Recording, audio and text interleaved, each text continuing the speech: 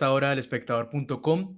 Estamos iniciando esta nueva transmisión para hablar un poco sobre cómo está avanzando en el Congreso de la República, específicamente en la Cámara de Representantes, la implementación de las sesiones virtuales para poder hacer lo que es control político, para tener algunos debates en las comisiones en medio de la pandemia del nuevo coronavirus en Colombia. Desde el pasado 16 de marzo, cuando estaba previsto que se iniciaran las sesiones ordinarias en el Congreso, tanto en Cámara como en Senado, todo fue suspendido hasta el 13 de abril, pues por cuestiones que eran un poco obvias, y era que se podían exponer los congresistas o se podía exponer el personal que trabaja en Congreso a un contagio del nuevo coronavirus. También tengamos en cuenta que el gobierno nacional prohibió la reunión de más de 50 personas en todo el país. Sin embargo, muchos sectores han pedido que el Congreso siga sesionando, principalmente porque es una de las ramas del poder público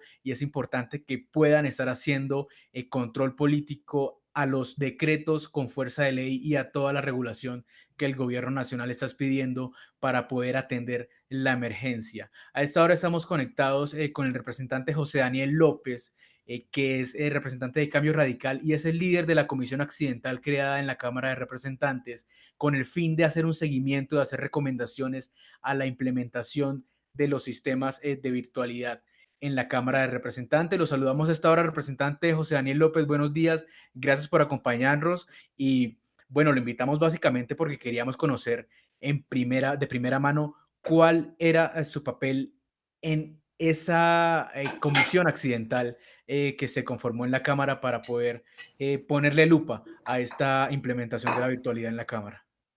Hola Germán, gracias por la invitación. Un saludo a todos los que nos siguen a esta hora por la página del Espectador, por el Facebook Live. Y quisiera empezar haciendo un recuento de los hechos asociados al tema de las sesiones virtuales.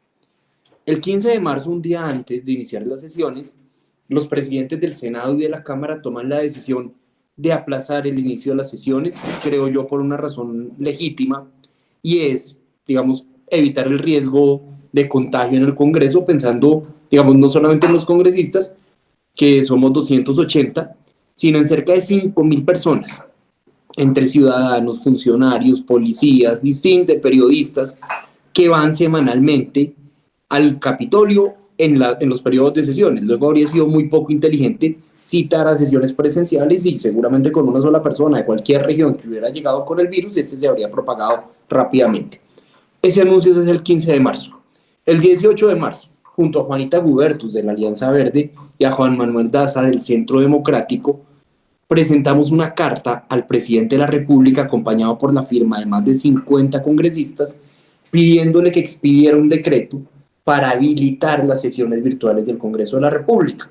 Acá quiero hacer un paréntesis. ¿Por qué era necesario el decreto? Porque la Constitución se promulgó en 1991. La ley quinta, que es el reglamento del Congreso, en 1992. Calcule usted cuál era el concepto de virtualidad comenzando los años 90. Lo más parecido a la virtualidad eran los fax en esa época. Entonces, pues lejos estaba el Congreso o la Asamblea Nacional Constituyente de imaginarse la posibilidad de hacer sesiones virtuales, razón por la cual esta figura pues no aparecía en el ordenamiento jurídico. Le dijimos al presidente, créela, adapte este marco jurídico, de hecho le adjuntamos un borrador de decreto. Eso pasa el 18 de marzo. Luego viene el día 29 de marzo, el presidente saca el decreto y quedan habilitadas las sesiones virtuales.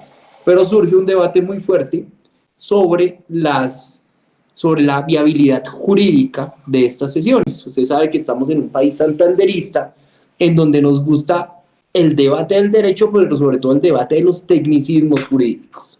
Algunos nos dijeron que ese decreto no era suficiente para reformar la ley quinta, que era ilegal. Nosotros alegábamos que lo que verdaderamente era inconstitucional era que en medio de un estado de emergencia económica, en donde el presidente de la República tiene facultades extraordinarias, repotenciadas, para gobernar el país, incluso pudiendo promulgar leyes simplemente con su firma, que el Congreso de la República, en medio de ese estado de emergencia, estuviera cerrado. Pero de manera indefinida, además. Ahí también le quería decir era pues la posición de los presidentes tanto de Senado y de Cámara era que en este país de leyes cualquier error mínimo en cuanto a poner a sesionar el Congreso sin tener la seguridad jurídica, cualquier demanda después del coronavirus también los podía tumbar. Eso también como que, porque yo también estoy un poco de acuerdo en eso que usted dice, que es un poco una falla que la rama legislativa, el Poder Legislativo, no está haciendo control político al gobierno, pero también le hallaba un poco de razón tanto a Lidio García en Senado como a Carlos Cuenca en Cámara, porque no tenían la seguridad de si poder sesionar o no. Entonces ahí quería escuchar un poco cómo se solucionó ese embrollo jurídico de la constitucionalidad. Bueno, muy bien. Entonces surge esa duda, nosotros decíamos, vean, acá lo que es inconstitucional, además de impresentable, es que el Congreso no esté trabajando en medio de semejante crisis. El gobierno está en primera línea, los alcaldes en primera línea, muchas personas, digamos, de la sociedad civil, periodistas, personal de vigilancia, personal de aseo, distintos servidores públicos en primera línea y el Congreso quieto, teniendo que hacerle por el contrario contrapeso y control político al gobierno. ¿Qué hacemos entonces? El presidente de la Cámara, Carlos Cuenca, conforma una comisión accidental para hacer un análisis del tema de las sesiones virtuales, la designa el viernes, yo fui escogido como el coordinador de esa comisión, la integramos 10 representantes y al cabo de 72 horas, este lunes a las 9 de la noche, presentamos un informe con unas conclusiones que determinaban que era absolutamente constitucional, legal, aparte de necesario desde el principio de separación de poderes, que el Congreso pudiera sesionar virtualmente. También le decimos a la dirección administrativa de la Cámara en este informe, que es la encargada de ordenar el gasto público en la Cámara de Representantes, que contrate una plataforma tecnológica a la mayor brevedad en el término de días para permitir que el Congreso, tanto la plenaria como sus comisiones, puedan sesionar virtualmente. Y le pedimos al Ministerio de las TIC, con cuya ministra nos reunimos el sábado con un balance positivo, que se encargue de atender los casos de representantes que están, por ejemplo, en San Andrés, en el departamento del Chocó, algunos otros en la Orinoquía, que tienen verdaderos problemas de conectividad para que se gestionen soluciones para que ellos se puedan conectar apropiadamente. Ese informe lo presentamos el lunes en la noche. El martes el presidente de la Cámara, acertadamente en mi opinión, saca una resolución certificando que las sesiones virtuales van en la Cámara de Representantes, y la buena noticia es que a partir del próximo lunes la Cámara de Representantes vuelve a sesionar de manera formal. Empezaremos haciendo control político y con esto creemos que luego de todo este camino que resumí rápidamente, pues estamos logrando restablecer el principio de separación de poderes en Colombia, al menos en lo que tiene que ver con la Cámara de Representantes. Perfecto, representante. Quería hacer un paréntesis ahí para poder hacer un pequeño contexto. Ahí también está conectada Laura Ospina, que es periodista de la sección política del Espectador y estará preparando ahí pendiente para hacer cualquier pregunta. Ustedes ayer, la comisión primera de la Cámara de Representantes hizo una reunión virtual en donde se habló con el Congreso de Chile y de qué manera estaban ellos sesionando virtualmente en medio de la pandemia también. Pues, ¿cuáles fueron, digamos, las conclusiones de ese encuentro? Porque por ahí leía que en Chile están muy avanzados con el tema y si Chile puede ser un referente para lo que se va a implementar aquí en Colombia. Vea, pues fue una reunión muy productiva. Digamos, lo primero que hay que decir, la primera conclusión de nuestra reunión de ayer con el Congreso chileno, es que nos llevan al menos 15 años de ventaja en digitalización del Congreso. ¿Cuál es el problema acá? Que se ha construido muy poco, salvo excepciones, en materia de virtualidad del Congreso. Le pongo ejemplos elementales. Un ciudadano que esta hora nos siga desde el Facebook Live quiere ver una sesión de la comisión primera de la Cámara y no puede acceder a ella en YouTube o en ningún medio digital. Usted como congresista quiere leer una proposición para modificar el artículo de una ley que alguien presentó en plenaria y la única forma que tiene de acceder a ella es acercándose a la Secretaría General, tomarle una foto con su celular o prestar mucha atención a cuando la está leyendo el secretario a toda velocidad para asegurarse que ahí no estén colgando un mico.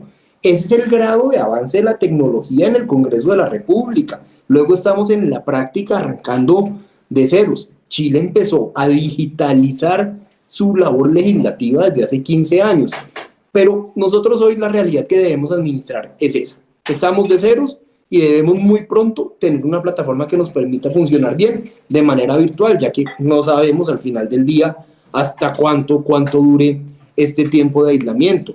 Pero nos deja una reflexión también muy importante, y es cómo logramos que esta experiencia de sesiones virtuales no sea solamente para construir capacidades para el periodo de emergencia que estamos viviendo por el coronavirus, sino que deje las bases sentadas para que cualquier ciudadano pueda, por ejemplo, consultar una sesión en cualquier momento desde una aplicación o desde la página de internet de la Cámara, que pueda saber cómo votamos, que pueda saber qué proyectos presentamos, que pueda saber qué proposiciones presentamos, qué conflictos de interés tenemos. Lo que quiero decir es, esta crisis debería dejarnos los aprendizajes y la infraestructura tecnológica también para que la labor del Congreso sea mucho más digital y mucho más visible para la ciudadanía. Hoy hay una plataforma que adquirió la Cámara de Representantes específicamente, que es la Google Suite, que eso lo informó pues la directora administrativa de la Cámara, Carolina Carrillo, y el anterior presidente de la Cámara, Alejandro Carlos Chacón. ¿Para qué sirve, para qué va a servir esa suite que fue adquirida y para qué no va a servir esa suite que fue adquirida? Porque tenemos entendido que no tiene algunas de las funciones que usted, por ejemplo, incluyó en el informe que entregó a la Cámara, por ejemplo, que tuviese formas de identificación, que se certifique la identificación personal del congresista, el registro, el voto, el carácter autónomo indelegable para poder hacer estas funciones de congresistas. ¿Qué sirve y qué no de la Google Suite?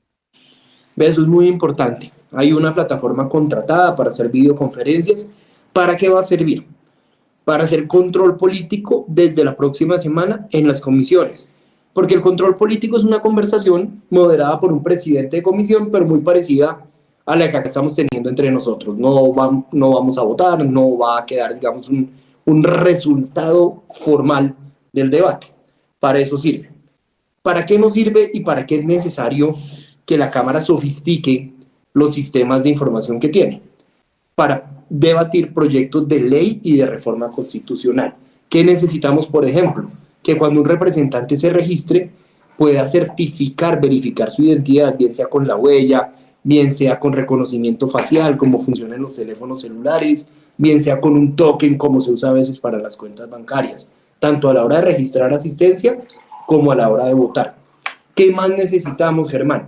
Necesitamos la posibilidad de poder cargar documentos en línea, proposiciones para modificar artículos de proyectos de ley, impedimentos para señalar que tenemos un eventual conflicto de interés, frente a alguna materia que se vaya a tratar, constancias que queremos dejar frente al trámite de un proyecto, los proyectos de ley, las ponencias, con firmas digitales, y no solo que lo podamos cargar en línea, sino que la ciudadanía allá afuera pueda enterarse de todo ese proceso. Eso también hace falta, eso no está dentro de la plataforma que hoy tiene la Cámara de Representantes, y por esa razón es importante que se complemente y que se fortalezca esta plataforma. Pero lo que le digo, yo creo que nosotros no podemos decirle al país que luego de 3 semanas de quietud en medio de semejante crisis, que nos esperen 3 semanas más, que ahora sí vamos a arrancar. Por eso iniciamos desde la próxima semana con sesiones virtuales para hacerle control político al gobierno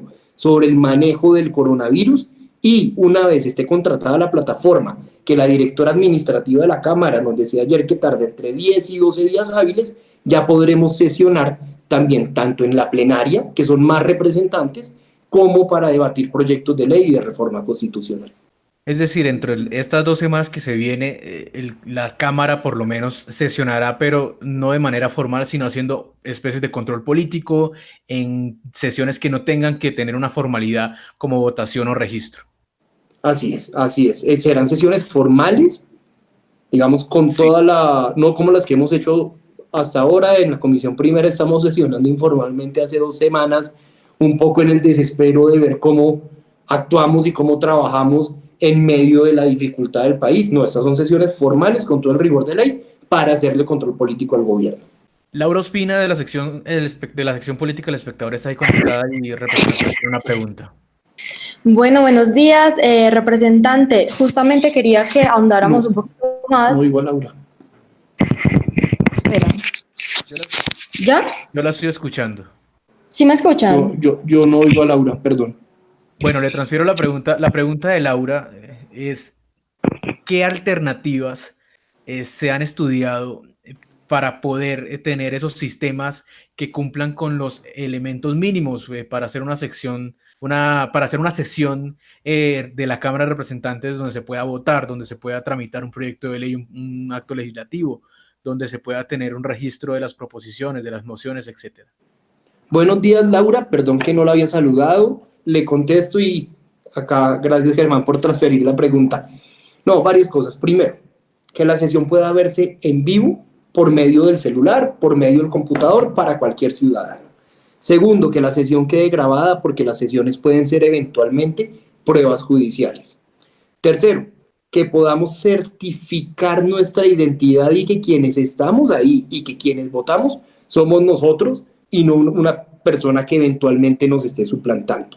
Eso requiere un dispositivo tecnológico, digamos, no de mucha sofisticación. Hoy, por ejemplo, todos con el celular tenemos alguna clase de mecanismo de seguridad para asegurarnos que quienes estamos ahí somos nosotros y no una persona que está tratando de acceder a nuestra información.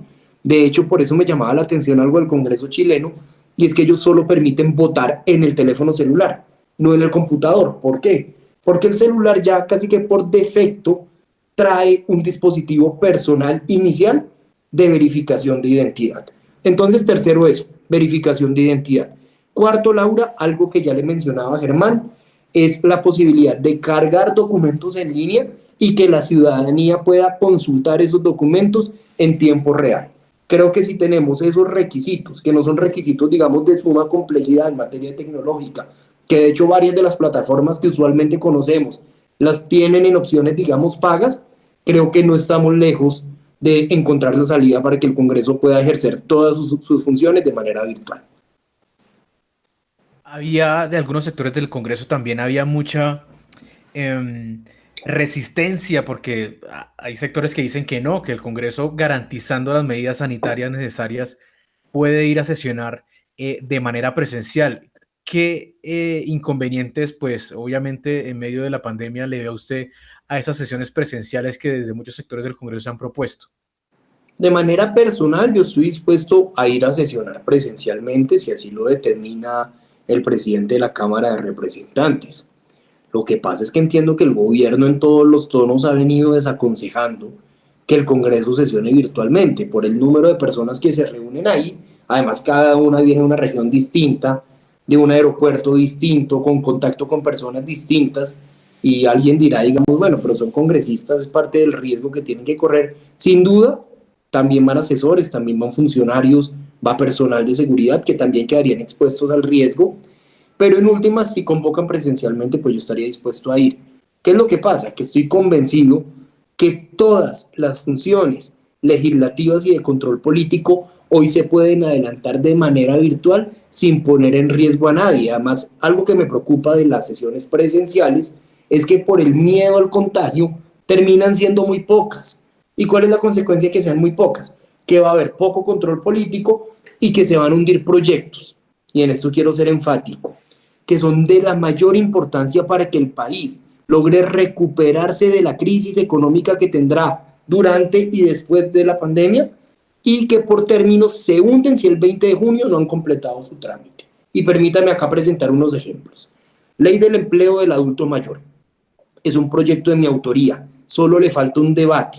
Ya tengo el aval del Ministerio de Hacienda también. Le da un incentivo tributario del 120% de deducción de renta a las empresas que contraten personas mayores no pensionadas. Eso va a ayudar a sacar un número importante de adultos mayores de la informalidad y moverlos al sistema pensional. Segundo, un proyecto de ley de David Barguil y Luis Fernando Velasco, el de borrón y cuenta nueva, que permite que las personas reportadas en centrales de riesgo sean borradas de ellas una vez se pongan al día en sus obligaciones. ¿Usted sabe cuántas personas luego de esta crisis van a terminar reportadas en data crédito? Y acá por un tema procedimental o por ausencia de Congreso vamos a hundir este proyecto de ley. Tercero, un proyecto de Mauricio Toro, ley de plazos justos para que los emprendedores que ahorita, perdónenme el término coloquial, están en la mala porque no están vendiendo, porque no les pagan, porque no hay mercado, pues esto lo que permite es que los grandes distribuidores que les compran sus mercancías les paguen no al cabo de 90 o 180 días, sino al cabo de 30 o 45 días.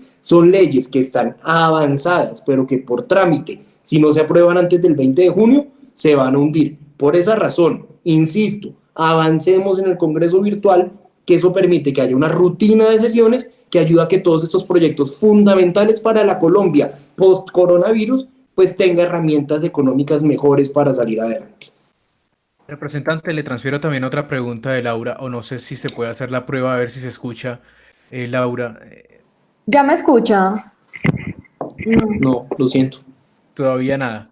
Perfecto, no, ella pregunta que si en este momento se ha tenido alguna comunicación, pues seguramente sí, pero ¿qué les ha dicho la directora administrativa de la Cámara? ¿Cuáles son las opciones que de pronto se están estudiando pues para escoger un software que sirva para hacer las sesiones plenarias, para hacer las votaciones, para hacer las proposiciones, etcétera? Laura, ayer la comisión accidental que lidero tuvo una reunión con la dirección administrativa. Básicamente nos pidió de 10 a 12 días hábiles, eso nos manda para la última semana del mes de abril, para tener contratada la plataforma. Entiendo que hay 5 o 6 candidatos a proveedores que le han presentado propuestas. Desconozco cuáles sean sus nombres. Los representantes a la Cámara no podemos participar de los procesos de contratación, para eso hay una dirección administrativa especializada y encargada de la ordenación del gasto. Entonces, acá lo importante es, si creemos en la palabra de la directora administrativa de la Cámara, que hay razones para hacerlo, pues vamos a tener sesiones de control político en comisiones, desde la semana de Pascua a la próxima semana hasta la última semana de abril, y confiando en que la plataforma esté a punto, pues ya poder votar proyectos y poder sesionar en plenaria a partir del mes de mayo. Esa básicamente es la idea, ese es el cronograma que nos quedó, bajo el entendido que esta plataforma G Suite, que justamente es en la que ahorita estamos conectados con el espectador, pues va a ser el medio tecnológico que ya tiene la Cámara para poder sesionar virtualmente en las comisiones. Representante, usted no puede hablar, no puede meterse, digamos, en temas de contratación, pero sí puede hablar. ¿Cuál sería el mecanismo de contratación de forma expreso o rápida para tener el software necesario para poder sesionar? ¿De qué forma se puede contratar? Ya, yo creo que ese proceso de contratación, y eso lo incluíamos en el informe de la comisión, debe tener 3 características. Por supuesto, debe ser un proceso transparente, debe ser un proceso austero. No podemos cometer el error como Cámara de Representantes de gastarnos una millonada cuando la plata pública se está necesitando para los hospitales, cuando la plata pública se está necesitando para ayudar a las familias que viven del día a día, que están en absoluta vulnerabilidad, y debe ser un proceso de contratación absolutamente expedito. Entiendo yo que en la Ley 80 del Estatuto de Contratación hay una figura de urgencia manifiesta que permite justamente la contratación directa, obviamente por medio de un proceso de selección objetivo en casos de emergencia como este, o no sé si lo vayan a hacer por medio de un convenio interadministrativo, de un contrato de ciencia y tecnología. Lo importante es que si sea un contrato rápido, porque nada hacemos viniendo acá a anunciar que ya resolvimos el debate jurídico, que por fin nos dieron la razón, que las sesiones virtuales van adelante en la Cámara de Representantes, para enredarnos en un proceso de contratación que dure 2 o 3 meses. Eso no tendría ninguna presentación ante el país, como tampoco tendría presentación que esto implique sobrecostos o gastos extra para el presupuesto general de la nación. De hecho, yo personalmente soy partidario que la plata para contratar esta plataforma salga del presupuesto que ya tiene asignado a la Cámara y no de recursos nuevos que bien podrían invertirse en temas urgentes de orden social o de orden hospitalario. También mucho se ha hablado y hoy el presidente del Congreso, Lidio García, había señalado que la plata, digamos de alguna manera, para poder pagar la virtualidad saldría también en parte de los congresistas. En la Cámara serán dispuestos a poder aportar una parte de su sueldo, de los salarios que gana mensualmente, para cubrir los gastos que tenga la virtualidad para las sesiones en medio de la pandemia. Pues habría que preguntárselo a cada representante. En mi caso personal estoy dispuesto a aportar de mi patrimonio para viabilizar esta propuesta, y creo que esa es una muy buena idea del presidente del Senado. Ahora, lo que sí sería importante es, aparte de esas buenas ideas, que el Senado se sume a la tendencia en la que está la Cámara de Representantes y que empiece también a sesionar virtualmente a la mayor brevedad.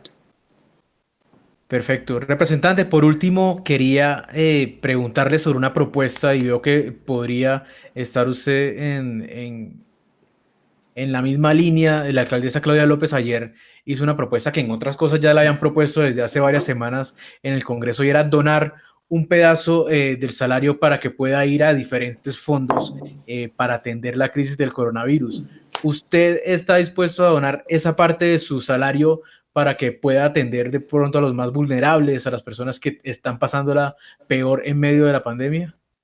Pues Germán, vea, digamos, cuando hago labores sociales, las hago por convicción y tengo también la convicción de no publicitarlas para no tratar como de darme autobombo en función de cosas que hago, digamos, de corazón y porque creo en ellas.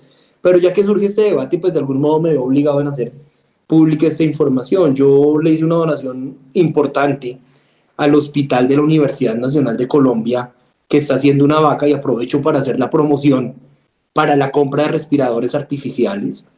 Le implica una adquisición de cerca, si no estoy mal, de $100.000 o $150.000 para comprar respiradores artificiales, que son las herramientas tal vez más importantes junto a las unidades de cuidados intensivos para atender enfermos. Hice esa donación el mes pasado, ahora con lo de este mes pretendo también donar otros recursos, aún no he decidido si lo haga, reforzando esta iniciativa del Hospital de la Universidad Nacional de Colombia, que ojalá quienes nos vean lo busquen en las redes sociales, se metan a su página web y así sea con 5.000 pesos o con lo que cada uno pueda según su capacidad aporte. Yo hice un aporte sustancial allá, o lo haga con la campaña para darle auxilios a las familias más necesitadas de Bogotá que lidera la alcaldesa Claudia López. Dicho eso, creo que acá ayer veía un hashtag que nos decía a los congresistas: trabajen o donen. Yo creo que no es trabajen o donen, yo creo que es trabajen y donen. Trabajar es nuestra obligación constitucional. Yo creo que en la promoción de este día de las sesiones virtuales he tenido una agenda y he tenido que trabajar tan fuerte como en otros momentos pico del trabajo legislativo. O sea, esto ha estado para mí en términos de carga laboral al nivel de cuando negamos las objeciones presidenciales a la ley estatutaria de la JEP o cuando sacamos adelante la segunda vuelta para elegir alcalde de Bogotá. He estado full, pero feliz porque veo que está dando resultados. Entonces, claro, trabajo y sesiones formales desde la próxima semana y esa es nuestra obligación legal. Pero creo que también nosotros, en la medida que tenemos una posibilidad, tenemos la obligación moral, ahí sí no legal, pero sí moral, de aportar recursos para las soluciones, bien sea médicas, hospitalarias, bien sea sociales, para atender la crisis. Creo que cada esfuerzo que hagamos, todos desde donde podamos para atender esta crisis, pues es un esfuerzo que le va a servir mucho al país en el juego largo. Y más pensando además algo, Germán, y es que de esta historia de estos meses nos vamos a acordar por los próximos 50 años. Entonces, de verdad que vale la pena poner todo de nuestra parte para salir adelante. No lo quería despedir antes sin pasar unas preguntas de la gente que está en redes sociales. Estamos esperando a Jennifer Rodríguez, que es la editora de redes del periódico, que nos pase algunas preguntas. Quería preguntarle cuáles van a ser las prioridades en las sesiones virtuales que se comienzan desde el lunes. ¿A qué le van a poner la lupa? ¿Dónde se va a enfocar el trabajo de control político de la Cámara de Representantes y de la Comisión Primera a la que usted pertenece? Para mí hay dos prioridades muy claras. Una, control político sobre los decretos promulgados por el presidente de la República. No porque parta de la desconfianza hacia ellos. O sea, yo he sido muy crítico del gobierno del presidente Duque, pero reconozco que está haciendo un esfuerzo serio, riguroso, por atender esta crisis de la mejor manera. Pero sin duda a nosotros sí nos corresponde preguntar, y nos corresponde cuestionar, y nos corresponde proponer. Número uno. Número dos, en sacar adelante leyes que se pueden hundir por términos y que van a ayudar a resolver el problema económico de la recuperación, el reto económico de la recuperación posterior a la pandemia. Ya lo mencionaba. Ley del empleo del adulto mayor, ley de borrón y cuenta nueva, ley de plazos ley de plazos justos, otro proyecto de ley de mi autoría, que es la ley de pasantías, que le faltan dos debates, que permite que las prácticas, las monitorías que hacen los estudiantes en la universidad valgan como experiencia profesional para ayudar a la consecución de ese primer empleo que a veces es tan difícil para los recién graduados, a quienes les dicen que no los contratan porque no tienen experiencia, pero por ende no les dan la posibilidad de acumular experiencia. Creo que la activación del empleo juvenil también va a ser uno de los retos de la Colombia post-coronavirus. Entonces creo que son esos dos desafíos: control político al estado de excepción y leyes de salvamento social y salvamento económico para la recuperación económica del país. Listo, ahora sí le paso una pregunta de uno de los usuarios y es relacionada con la forma en que las personas, los ciudadanos, se van a poder conectar a estas sesiones virtuales. Va a estar abierto a la ciudadanía, se va a poder ver por YouTube, por Facebook, va a recibir de alguna manera eh, dudas que tenga la ciudadanía en general sobre lo que se está discutiendo. Así lo establece el informe que presentamos en la comisión. Vuelvo y digo, es increíble que si un ciudadano quiere saber cómo se da el debate sobre cualquier proyecto en la comisión primera o segunda o tercera de la Cámara, no puede hacerlo hoy porque no están los medios disponibles.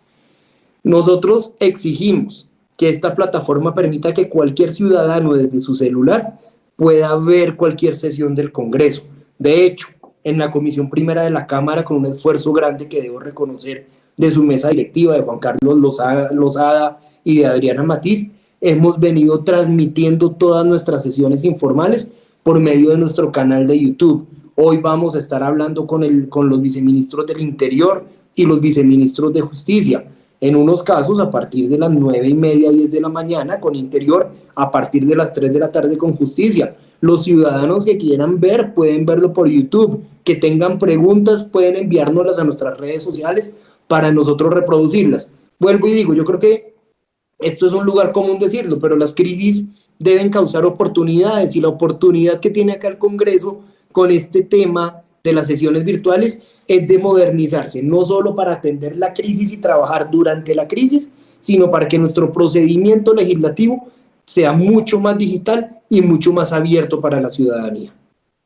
Perfecto. Le transfiero también una pregunta que hace Diana Beltrán y es sobre la donación de los salarios. Ella dice que si esto no debería ser una obligación del Congreso en medio de esas emergencias, en vez de que sea de iniciativa propia, de alguna manera, para evitar que unos donen y otros no. ¿Cómo sería eso y usted qué opina de esa afirmación? Pues Diana, yo creo que, digamos, moralmente usted tiene toda la razón. Yo me siento, digamos, yo no podría dormir si no sintiera que estoy poniendo todos mis esfuerzos y todas mis capacidades en función de esta crisis. Lo que pasa es que eso no está en la ley. Y al no estar en la ley no es exigible jurídicamente a ningún congresista. ¿Cómo se vuelve exigible? Por medio de la presión ciudadana en redes sociales, desde las regiones a los congresistas de cada región, es preguntarles, venga, ¿usted cómo ha venido trabajando durante la crisis? Venga, ¿ustedes qué causas sociales vienen apoyando y vienen impulsando durante la crisis? Yo veo muchos compañeros comprometidos con sus regiones, buscándole soluciones a las familias más necesitadas, pero vuelve y juega. Esto no puede ser obligatorio legalmente porque no está en la ley, pero sí es una obligación moral que puede activarse por medio de la presión ciudadana. El representante también pregunta, Fabio Costa, a raíz de la petición que hizo el gobierno al Fondo Monetario Internacional de los 11.000 millones de dólares, ¿a quién le corresponde hacer el control del gasto en que se va a gastar esos recursos que ha pedido el gobierno nacional? Bueno, pues por supuesto que le corresponde a la ciudadanía esencialmente y a los congresistas que fuimos elegidos por la misma ciudadanía. Digamos, yo no cuestiono la decisión de pedir el crédito, creo que este es un tiempo de toma de decisiones de corto plazo y en el mediano y largo plazo tenemos que ver cómo respondemos y cómo controlamos las consecuencias de estas decisiones. Hoy el gobierno no se puede quedar desfinanciado porque tiene que ampliar unidades de cuidados intensivos, tiene que comprar respiradores, tiene que contratar más personal médico, tiene que auxiliar a las familias, tanto de los sectores más vulnerables de la sociedad, como a las familias de clase media que pueden quedarse sin empleo si no se les auxilia y sobre todo si no hay alivios también para las empresas que generan ese empleo. Luego hay una demanda de necesidades financieras que rebasa de lejos la capacidad del Estado. No cuestiono la necesidad de un crédito multimillonario, pero lo que sí creo que debemos hacer es estar muy atentos sobre cuál va a ser la destinación de esos recursos y cuál va a ser la transparencia en la administración de estos recursos. Acá no puede pasar lo que ya vimos en Arauca, en donde están inflando precios de mercados, pues supuestamente con propósitos de corrupción, pero para eso es clave el control del Congreso, pero también el control ciudadano. También pregunta Michael Segura en cuál ha sido el papel que ha jugado el Ministerio de las Tecnologías y las Comunicaciones para orientar esos escenarios que son sin precedentes, no tienen precedentes en el país, que es una sesión virtual del Congreso de la República. Bueno, Michael, esa pregunta es clave. Debo reconocer que la ministra TIC ha tenido toda la voluntad de dialogar con la Cámara de Representantes sobre este tema. He estado reunido con ella tanto el miércoles como el sábado, por supuesto virtualmente, y lo que nos ha dicho es, viene un plan de despliegue de infraestructura en el mediano plazo, pero en el corto plazo, en lo que nos va a ayudar es en buscar soluciones para representantes a la Cámara que están en zonas apartadas. Tengo colegas de San Andrés, por ejemplo, que tienen viejas quejas sobre la conectividad en la isla, tanto en San Andrés como en Providencia. Lo propio ocurre en el Chocó, lo propio pasa en departamentos como el Guainía, el Guaviare, Vaupés. El compromiso que ha asumido la ministra es el de identificar caso por caso a representantes que tengan problemas de conectividad. Y eso no es accesorio ni es un lujo. ¿Qué pasa? Que posiblemente, seguramente, las sesiones virtuales son constitucionales, pero va a ser muy difícil justificar ante la Corte Constitucional un proyecto de ley que sea aprobado sin que algunos representantes hayan podido sesionar porque se les cayó el internet. Eso es un vicio de constitucionalidad casi que automático. Por esta razón, la forma de tutelar, de proteger la función del Congreso, la función legislativa del Congreso, es asegurando que cada miembro del Congreso tenga la posibilidad real de participar y de votar, y en ese camino pues diseñamos esta metodología con el Ministerio de las TIC.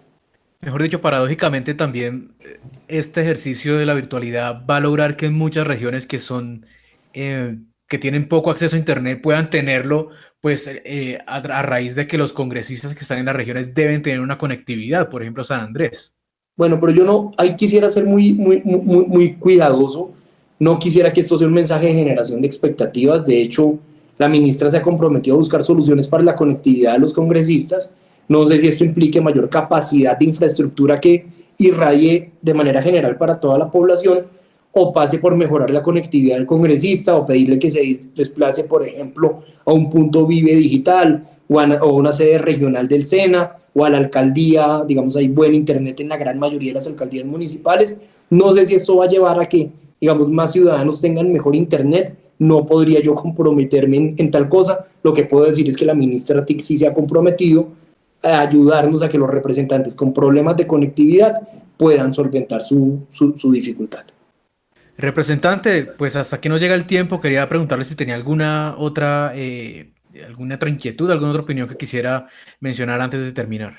No, yo quiero, digamos, simplemente hacer un llamado porque a los ciudadanos que nos están viendo, veía ahorita algunos comentarios del Facebook Live, unos con preguntas, comentarios sobre el tema, bastantes comentarios también agresivos contra la institución del Congreso.